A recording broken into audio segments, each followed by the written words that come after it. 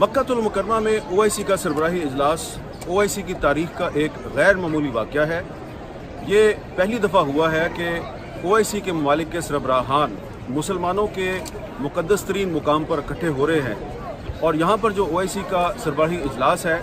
इसमें आलम इस्लाम को दरपेश बहुत से अहम मसाइल पर गौर व फिक्र किया जाएगा और इन मसाइल के हल के लिए एक मुश्तरका हिकमत अमली वज़ा करने की कोशिश भी की जाएगी।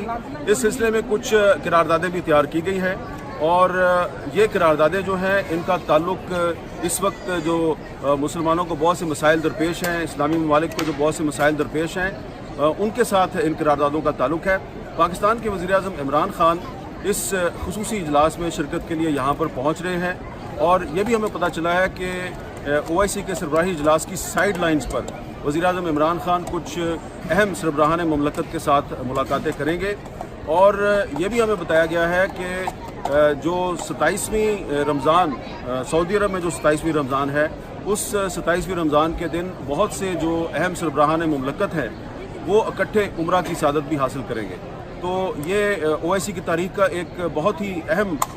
इजलास है जिसमें न सिर्फ मक्कातुल मुकर्रमा में इजलास हो रहा है, रमज़ान के महीने में इजलास हो रहा है और 27 रमज़ान की शब भी बहुत से जो अहम सरबराहान ममलकत है वो एक साथ होंगे और एक साथ उम्रा भी अदा करेंगे।